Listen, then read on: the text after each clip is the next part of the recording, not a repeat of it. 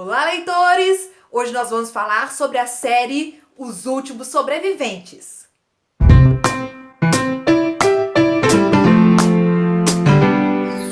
A série pós-apocalíptica Os Últimos Sobreviventes é composta por 4 livros e publicada no Brasil pela editora Bertrand e escrito pela autora norte-americana Susan Beth Pfeiffer.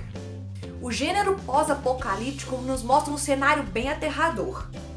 Em um futuro próximo, o autor imagina como seria para a humanidade vivenciar alguma catástrofe, seja ela provocada pelo meio ambiente ou pelas próprias ações do ser humano.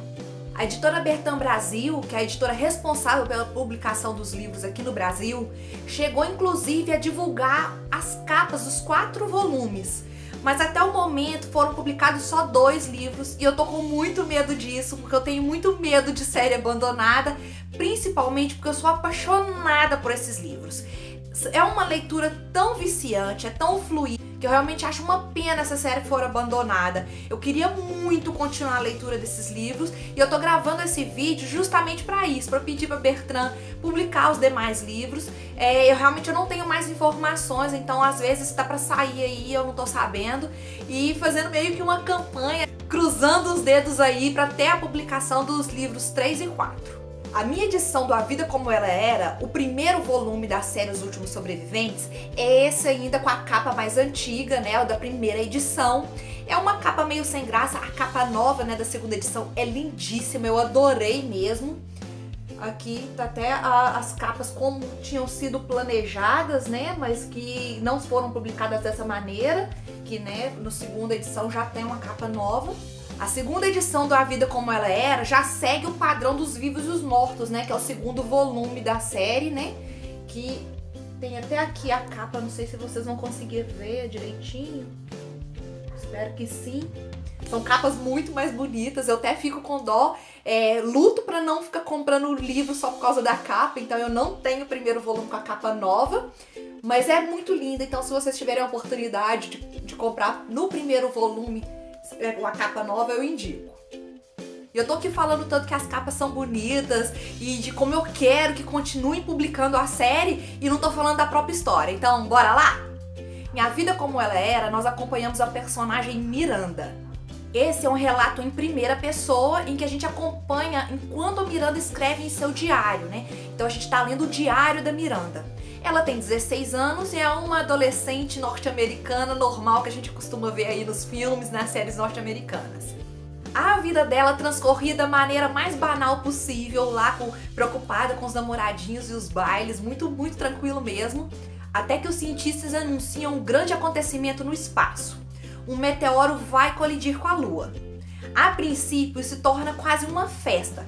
Todo mundo quer se reunir e poder apreciar a vista, porque vai ser possível assistir a olho nu. Então tá todo mundo reunido de fora de suas casas, tentando enxergar, né, esse grande evento, né, quando o meteoro vai atingir a Lua. Mas infelizmente não é uma coisa assim tão simples que vai acontecer. Eles erraram os cálculos e o impacto do meteoro na Lua vai ser muito mais forte do que se esperava. O impacto foi tão forte que deslocou a Lua e trouxe ela um pouco mais próxima da Terra. E como nós sabemos, a Lua tem grande influência nos eventos naturais da Terra.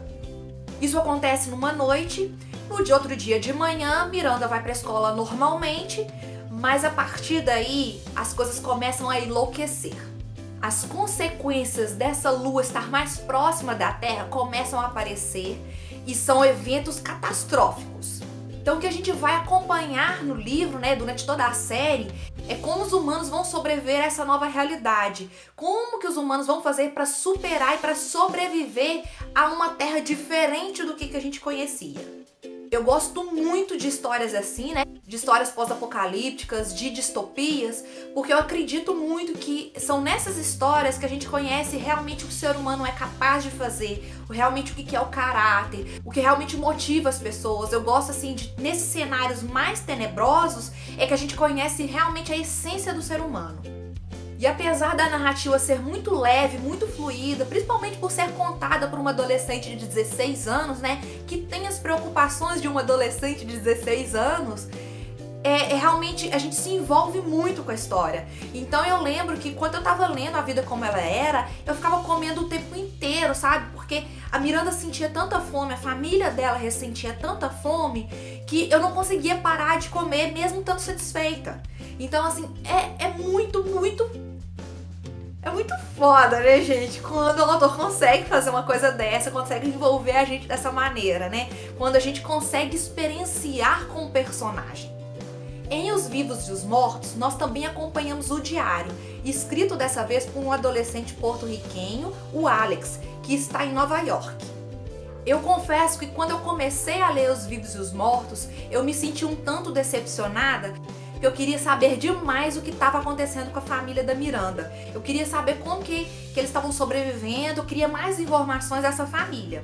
Mas foi uma grata surpresa acompanhar o Alex, que também é emocionante, né? Acompanhar toda a saga da família para poder sobreviver.